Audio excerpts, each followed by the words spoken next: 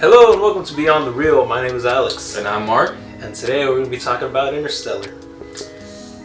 Interstellar, it's a pretty good movie. Yeah. I really do. It's a mind game, and directed by Christopher Nolan. 2014. Yeah. Yeah. So it was a great movie. I really liked it. It was at the beginning it's a slow pace. It's slow pace, but it picks up in the second half of the film, and it's really enjoyable. I really liked it. Yeah. So honestly, I dodged this movie for so long. Why? I have no idea. But everyone and their mama recommended this movie to me, so I watched it. Well, I made a video about it, but I watched it, and honestly, this is the movie that broke me, because this movie it made me cry. I felt sad. I felt so much emotion watching this movie, and I just really enjoyed how immersive it was, because it just really sucks you in, and for more than one reason. And I thought literally everything about this film was great. The music, I like the effects. There's a lot of practical and mini models that Christopher Nolan used. So I really like that. I really love the cast. You know, I thought Matthew McConaughey was great. Anne Hathaway was great. Sir Michael Caine. He always uses the same cast. He always uses the same cast. Jessica Chastain, Casey Affleck, they were Matt Damon. They were all really well cast. They did a really good job. The movie was well directed, and it was amazing. Yeah. Just going. I really do like space, and just not knowing what's up there. It's crazy, but just this movie, coming up with their own thing. Just thinking about what goes on out there. And just seeing these planets that they go to, the one when it's just filled with water and there's just that big wave going, it's scary because we don't know what things are out there, and they just go on another planet trying to find some sort of life to where they can live on. And they do this, risking their lives and risking time with their families, because what is 1 hour on that planet is 7 years? I believe something like that. Yeah. So it's crazy to even, think about that, and we get to see, the aftermath of that after the first planet that they go to. And we get to see Matthew McConaughey, I don't remember his character's name in the film, but we get to see his family grown up. His daughter is grown up. His son has a daughter? Yeah, has a daughter. And he's married, and then he loses a kid too during that time. So it's just like how you saying, you teared up, you cried. That part, it really does get to you, because it's a lot of emotion in this film because of that, because of the relationships between the characters. That I feel like the relationship between the characters really is the foundation of this movie. Yeah, for me, easily.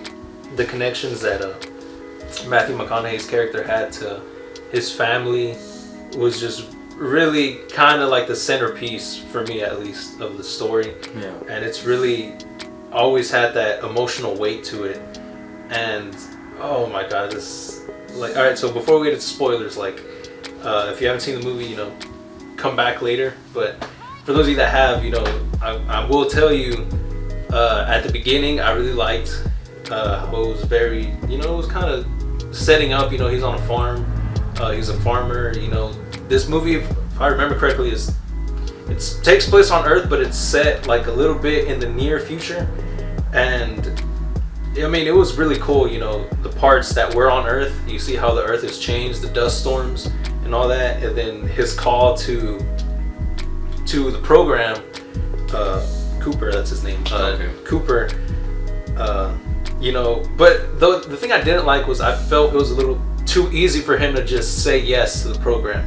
Yeah, that was too fast. Yeah, I feel it, because it feels like it was just in that one meeting he was just like, all right, I'll do it. So that I didn't like. And then but he did miss it though, because he did do it before, right? Yeah, he was a pilot. Yeah, so he missed, I guess, that that job. I'm guessing. But yeah, so I think that's the first thing that got me, because it was whenever he goes back home to his daughter, and he has to face her, and he's like, look, I'm gonna go, and she doesn't quite understand why, because I mean, we understand, it's a chance for the human race to continue to survive in the future. Yeah. But to her, it's just she's losing her dad. Yeah.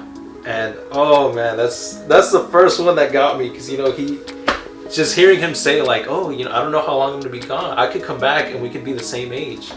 So he gives her the watch, and she just chunks it, and she was like, no, I'm not gonna let you leave. And he's like, don't make me leave like this. And then he's like, but it's time for him to go. So he leaves, and as he's driving off, and like you hear the crescendo of the music, I was like, oh my god, I started to tear up. I was like, oh no. Yeah. And then it's just, to me, Hans Zimmer and Christopher Nolan always work well together.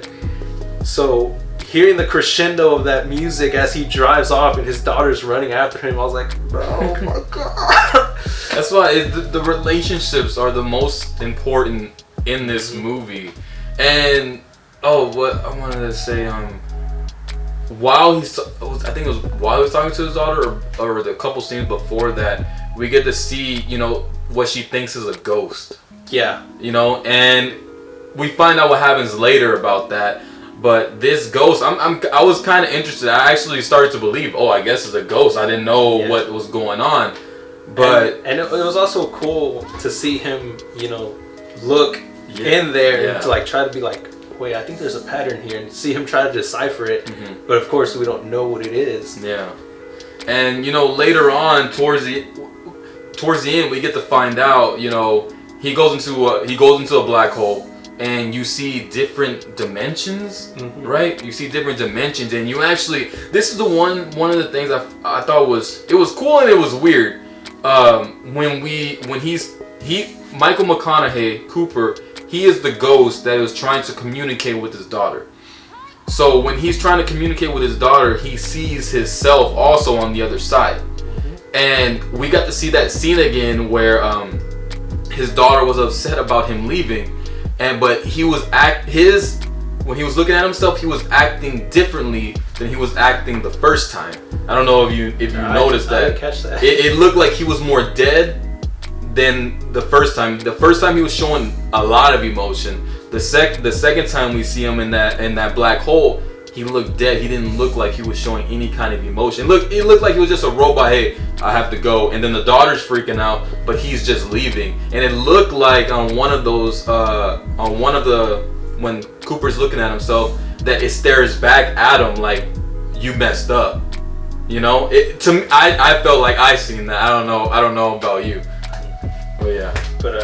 But yeah, I thought that's the thing. That's probably like the only other thing I didn't like was whenever this maneuver is gonna cost us about 50 years. That one, like when he does that and then he literally just ends up there. I thought that was one thing I didn't like. I was like, well, that's kind of dumb. He's just in a bookshelf, but I mean, I guess for the sense of the story, and like he said, like thinking about it, like he's here, but he's also there. I thought that was cool. But the fact that he just ended up in the bookshelf, I was like, man, that's kind of dumb. But I mean, it served the story, and I guess in a way it kind of does make sense because we don't know what it would be like to go in a black hole. Yeah. But it was really cool. And then Anne Hathaway's character, she actually does find, she finds a planet that they're able to live on. It seemed like at the end, it does seem like that. And Cooper didn't get out of the black hole, did he? I don't think he did. Yeah, well, he kind of did, because I mean, at the end, he's there with his family and all that. Okay. Oh yeah. You're all right. Yeah, he gets back and he's with his family way now into the future. Way. His daughter is dying now, and she has grandkids now. So she has kids and she has grandkids. So it's like, man, it gets really deep, And then she does end up, I believe, passing away. The daughter does, and then the dad is still there. I believe he lost his son. Mm-hmm. He lost his daughter. He has grandchildren, but he doesn't even know his grandchildren or or anyone really, because you know? everyone is there in the room, but really the only one he knows is his daughter Murph. And then she talks to him for a bit, but then she's like, all right, it's time for him to leave the room because he doesn't know anyone. Yeah. But and she's trying to get that closure with her family that she knows, that she's been with for so long. But that's another thing to me, that character of Murph to me was, like I said earlier, that connection they had was to me the heart and soul of the film. But seeing how after they get back from that planet and he's going through the video log, and it's like he sees his son grow up, and his son talks about how she ran away from home, and then he talks about how his father-in-law died, and how he has a kid now and he's married, and then all this stuff, and his wife left his son, and he's like, man. And then at the end, there's one of Murph, all grown up now, played by Jessica Chastain, shout out, and she's just like, you said we would be whenever you came back, we'd possibly be the same age, but now we are the same age. And I was like, oh my god. Yeah, it's crazy. It's a mind thing. But I really thought it was cool how, like, even though how he left and how they made it seem how she was acting, like, up to that point about how they said that she ran away from home and all this stuff, and then now as an adult, we see that she's still smart because, earlier in the film they show that, she's a lot more, she's got the brains. And for her to go and start to look into on how to help her father from home, on how to possibly get back, I thought was really cool.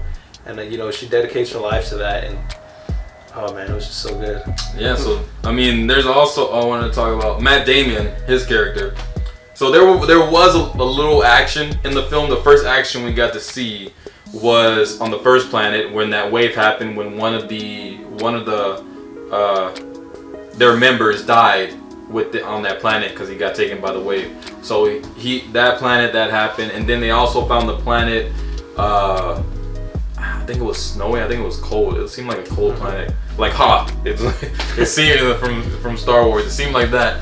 But Matt Damon has been there for a while, but he's been sleeping. So they woke him up when they got there. Cooper and Anne Hathaway's character, and basically he lied to them, wanting to take their ship so he could so he could get off, and wanted to leave them there with nothing. Yep. So Cooper and Matt Damon, they had a fight, and that didn't end well for Matt Damon. Clearly, he ended up dead.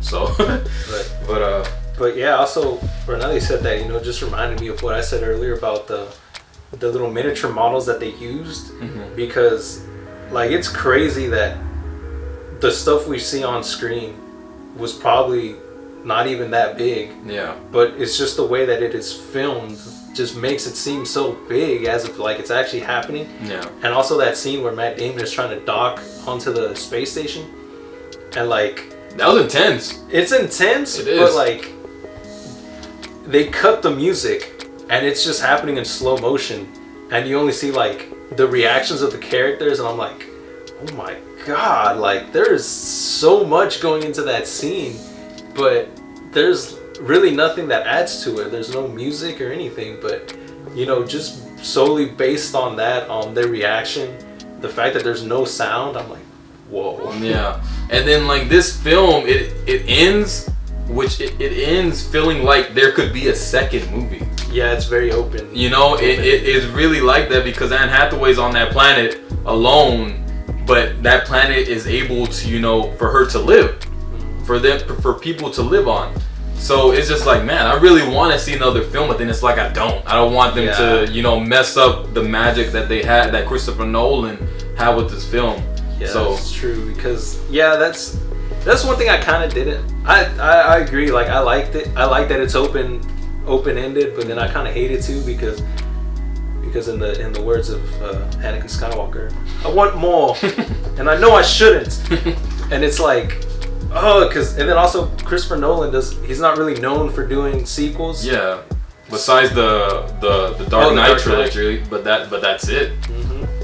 But yeah, like I feel like it's one of those things that could be oversaturated. Like they explain too much, or they try to do something different, and it'll take away from the first one. Yeah.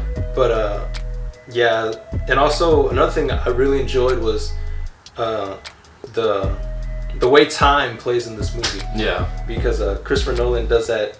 You know, he'll do that in his movies. Time is always a running theme, but I feel like it was really present in this one.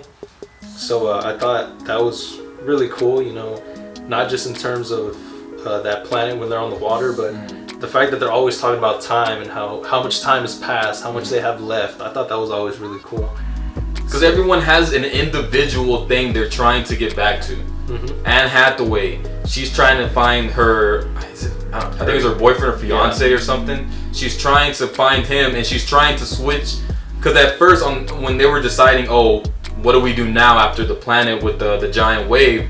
Where do we go now? And she's like, well, we can go here, but that's the planet that has her fiance on it. So they feel like, oh, she just wants to go there because, you know, her own personal things. Yeah. And same thing for Matthew McConaughey. Cooper, he has his own personal issues too with his family. So he's like, he wants to go back to Earth. But then, you know, that's when Matt Damon, they ended up releasing that signal that took him to where his planet was. So there's a lot of cool things about this film, and it's a great film. Even just the characters, because like I even felt myself caring so much for the little robots. Yeah. Like who would have thought that a robot that shows no emotion could have so much personality? Yeah. So it's like that just shows you like how well written these characters are. Yeah. Like I found myself caring for like not just Matthew McConaughey and not just Anne Hathaway. I found myself caring for most of everyone that was in the film. Yeah. But yeah, this to me easily like way up there. Like easily, I would give this like an A on the. I would score this like an A because it was just so good. Yeah, I probably would do the same thing. And you know, the MVP of this film to me is Matthew McConaughey. The emotion that he showed in this film, you know, it was all about him. And I like when it's just centered around one character. Of course, you have your supporting cast, but you're focused on him and his story. And he really he pulled out a great character. Yeah, for sure. I agree 100%. Matthew McConaughey. And then Anne Hathaway, I mean, she could be up there too. But yeah, I think ultimately it would have to go to Matthew McConaughey. Yeah. All right. But yeah, so of course, I mean, it's no surprise. You know, I 100% recommend you watch Interstellar if you haven't already. Because if you haven't seen it, you're doing yourself a great disservice like I did.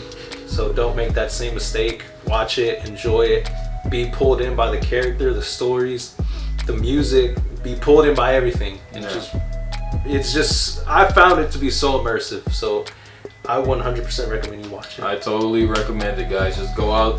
I mean, you can't go out there now, but you know, just watch it at home. Watch it at home. You know, just watch it, and you're gonna enjoy this film as long as you just be open-minded to things. You know, don't think it's a slow film. Don't think it's slow paced because it's not. It's building around these characters, and then the payoff is great. It ends well. So, yeah, guys. Cool. And it also just blows my mind that at one point this was a Steven Spielberg movie at some point. That blows my mind. Because not to take anything away from Steven Spielberg, but I can't picture this film going any other way than the way Christopher and Jonathan Nolan took it. Yeah.